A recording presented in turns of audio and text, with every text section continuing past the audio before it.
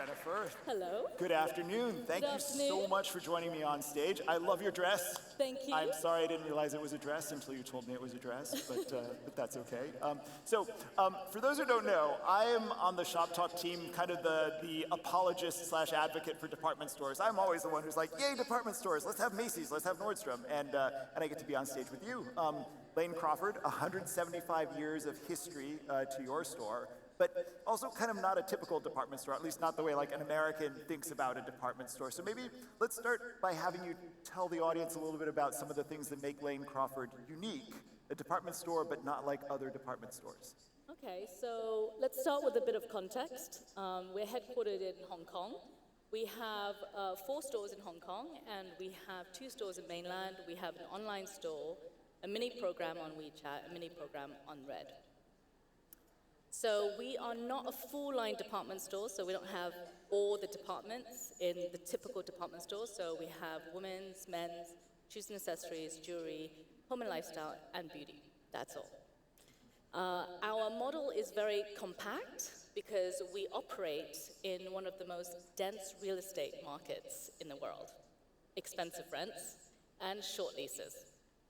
So that means that we have to really be on our toes with our business, run a good business, and prove to the landlord to not kick us out. Yeah, sure. You also operate a little differently, where most U.S. department stores have their own store brands, but they work a lot with like the big national brands and international brands, global brands. You're not concession based, which I think is really interesting. No, that's very particular to us. I think we're one of the last of our kind. We are own bought, which means we invest in the product ourselves, and we invest in over 800 brands in our portfolio. Each store is only 80,000 square feet, so we're not a very big store. We're a compact store. What is that in meters? This is a very global audience, but I appreciate you translating for an American. So let's say all of our footprints put together fits neatly into a Selfridges on Oxford Street. There you go. Thank you. So we are on-board model, and that enables us to really manage and control the experience end-to-end for the customer. So we really manage the business from buying to selling. And we are a relationship business. We're not a transactional business. So we service over 2 million customers across 30 cities in our region. And those are customers beyond our stores, right? So we are not about transaction. We are about relationship. I want to spend a lot of our time talking about relationships, for sure. Not to interrupt you, but it is a moment where, while I am the advocate for department stores, there is a lot of skepticism about the future of the model of kind of one-stop place where you get all of your different fashion and how home goods in one place. Obviously, Saks and Neiman Marcus, the brands will continue, but probably not in the way that we've come to accustom them or become accustomed to knowing them. So what is your take on the future of the department store?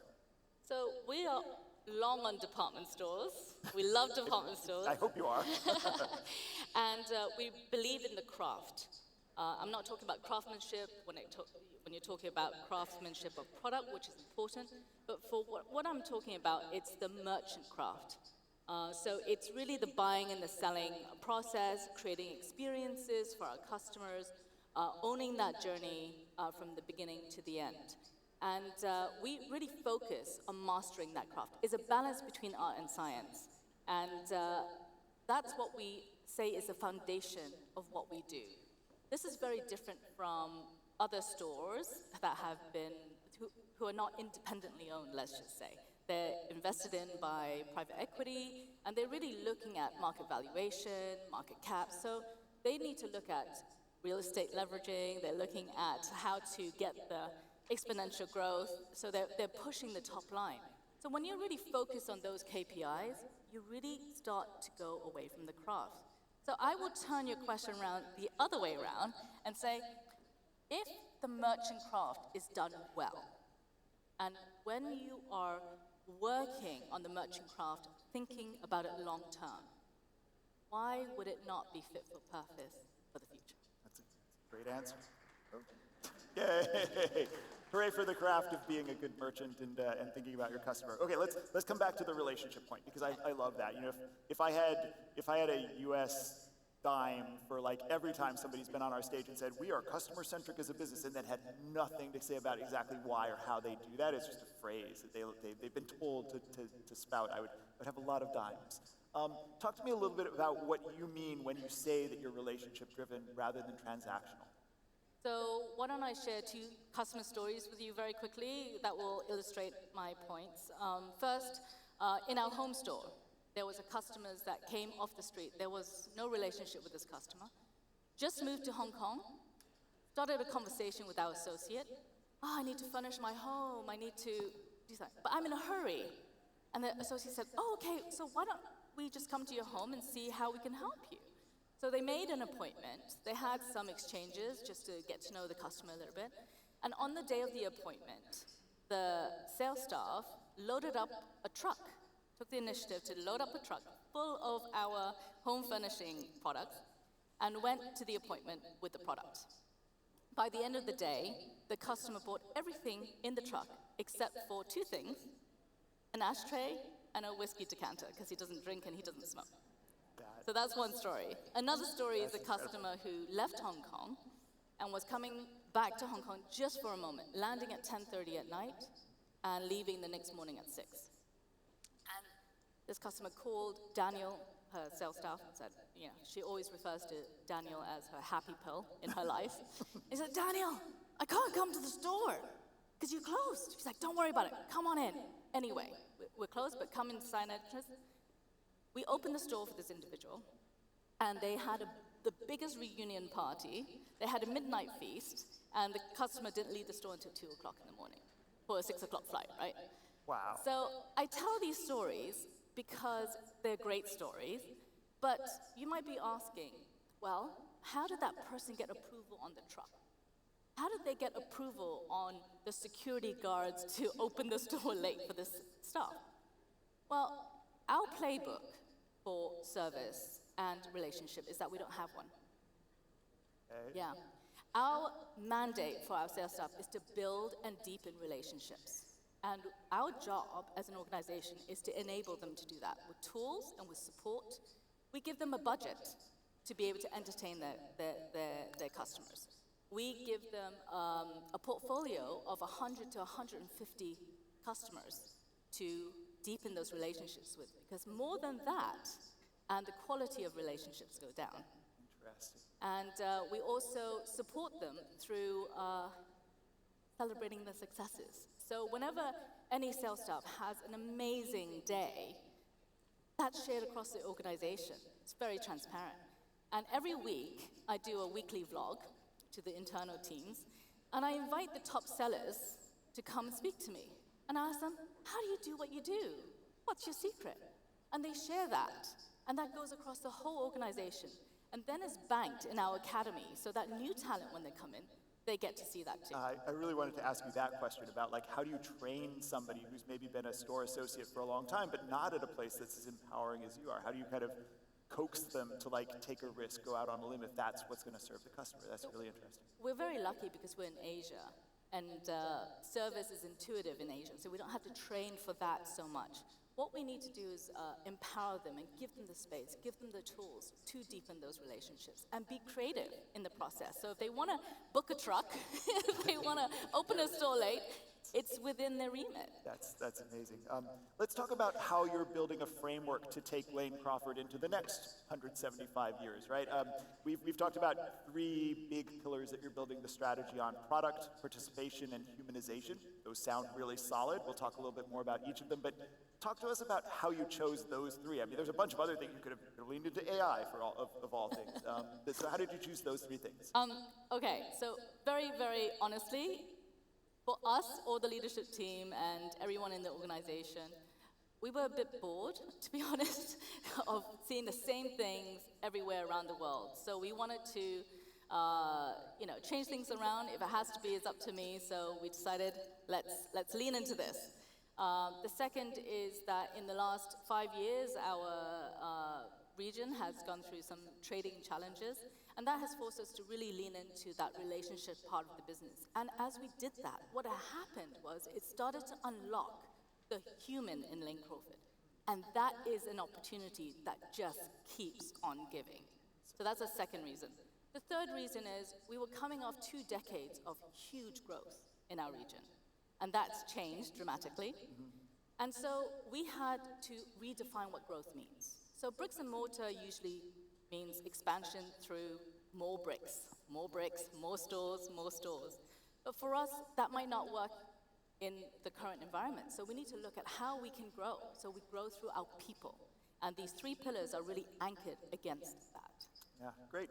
Let's dive a little deeper into product for a second and what that means for you. I think one of the things that stood out for me is you talked about how a growing number of the designers you work with are, I think it's like 125 or something like that, are based in Asia. 130. It's growing. Thank you. So how do you kind of pick specific strategies within product, or share some of the specific strategies within product that are helping? Yeah, so traditional department stores are run and manage product, and because we're an open-to-buy and own-bought business, they run their open-to-buy against a matrix by department. It's in the name, department store. And it's by brand, it's by matrix, good, better, best, everyone knows that. But that doesn't really work anymore because the way it shows up in the store is by department. Customers don't shop that way, right? So no longer is it okay for us to say, oh, okay, let's put our matrix in play and buy the products and voila, customers come, right? It doesn't work that way. So we have changed the investment of open to buy. So 50% of our open to buy are now in independent designers to really enable that discovery journey. And the Asian designers are really growing because of the resonance to our customers. The Asian pride, fit, aesthetic, proximity, these are all really, really important. But that's actually only the first step. We need to look at how product can engage. So we're looking at product to be able to captivate and connect with our customers. How can product deepen that relationship? Which means how we buy, how we present, how we sell has to change. So how we buy, we're telling our buyers, you're not looking just for brands and big collections. You might be looking for items. When you buy, how you buy, the frequency of the buy, all that changes. Then how it shows up in the store. It's not by department only. We're going to show it by curation, by point of view. And so we're going to pepper that through the store so the customer gets to see product in a different light all the time. And the sales team, they're not going to sell by brand. They need to sell by curation, by storytelling of the curation, not just by product. That's great. Let's flip and talk a little bit about participation, and I especially kind of want you to talk about your Christmas dinners. Well, we have been serving generations of Lane Crawford customers in Hong Kong for many generations. And that, to us, is not enough to just service them. We would like to invite them to be part of our process, part of Lane Crawford authentically. So we have a Christmas dinner and every year with our customers, and we sit and have genuine conversations, real conversations with our customers, understanding what they love. Now, obviously, this is all of your 2 million customers. The top customers, and we invite our management team to sit together with them to have real human conversations. And we find out really interesting things. So there was one customer that walks through our stores every single day. Yeah, because it's part of her step count, okay? So we started to have this conversation with her and said, oh, what do you like? What product do you like? And she's like, oh, I really love this product, but if we could have this product, that would be great.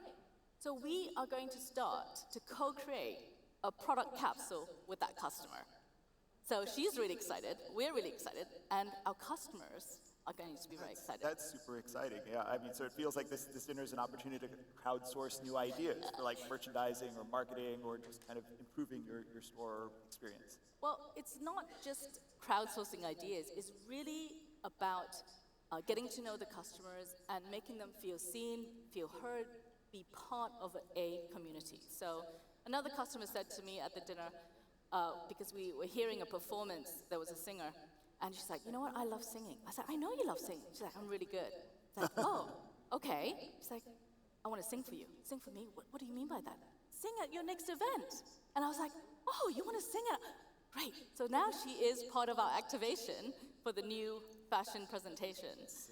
So this Getting your customers really involved in a way that a normal store That's wouldn't. right. Or So it's no couldn't. longer just servicing, it's really participation and an invitation to be part of that. Yeah.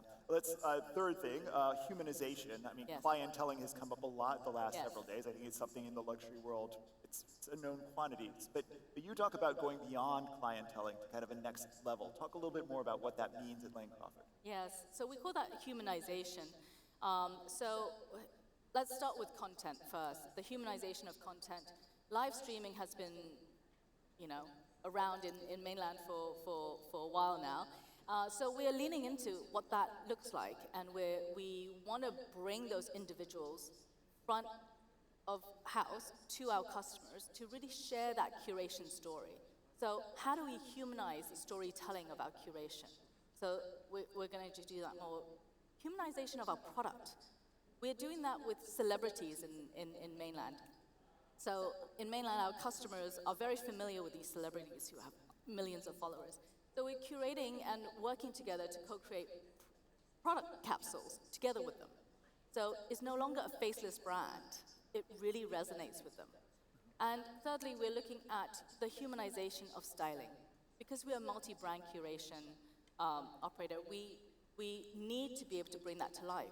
And our top sales teams, how can they deepen their relationship with the customer even more? Through AI. So we are feeding the AI with real human input, not algorithms, but real human input, to enable them to deepen those relationships with our customers even more. That's interesting. Do you ever see yourself kind of having a Lane Crawford bot that like your shoppers will use instead of your human associates? If the bot is run by algorithms, no way.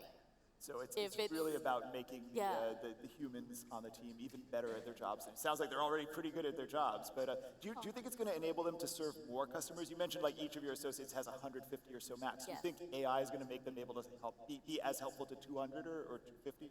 Well, beyond 150, I think the quality starts to go down. What they can do is use AI to deepen those relationships and to be able to bring them into our community even more. But what technology can help us do is to expand and to scale. But technology is never the only answer, it's just a tool. So I know that's a lot of people are asking about technology, but in our experience, for our type of business, we are not really looking for the Ferrari type of technology. We're okay with a Toyota kind of technology. If it works, if it helps us do what we need to do, that's good enough. We don't need to be sold the moon. It's a provocative metaphor at a luxury conference. Don't buy a Ferrari if a Toyota is good enough for what you need. But I still think it's really good advice. So great. So that's the technology side. As we get into the last couple of minutes here, I'd love to talk about the future of Lane Crawford as an organization. I mean, implementing these changes, personalization, humanization, thinking more about product and participation. How are you building an organization that really internalizes those pillars and makes them part of their way of working? Yes, so department stores are usually built to last, not to change. And that can't go on anymore. We have to build department stores to change, to last. So we can no longer operate with the silo mentality of, department by department. We need to layer in this human systems to be able to kind of break the rigidity of department stores, right? So that there's more fluidity, there's more stretch, and there's more imagination in what we create together. So I guess adjusting our system to be more human-centric rather than department-centric is important, and that really feeds into our craft, the mastery of our craft. Back to craft, I love it. Back to the craft, art and the science. of always serving the back to customer. that. Because a lot of people talk about high performance, hitting targets, hitting targets. That's great. I love hitting targets, but not at the expense of the craft. So if you're talking about craft masters, a silversmith, you start with a horseshoe. You don't go for making a sword in day one. So mastery of craft takes season after season, and you get better and better at it if you're focused on that. So every single part of our organization, there is Sifus, the masters, and there are apprentices, and they're learning the craft. And every season, we have the opportunity to do this better and better And when you do that really well, the bottom line will come, the top line will come, and our relationships will just deepen and grow. So really, the redefinition of growth for us is through people. That's the only way that I think department stores can keep foot on the ground and close to the community and go full circle for the department store to be the center and the hub of any community. For 175 years to come. Well, I was an optimist about department stores when we sat down. I'm feeling even more optimistic now. So I hope everyone's optimistic about department stores. Jennifer, thank you so much for joining us at Shoptalk Talks. Thank you.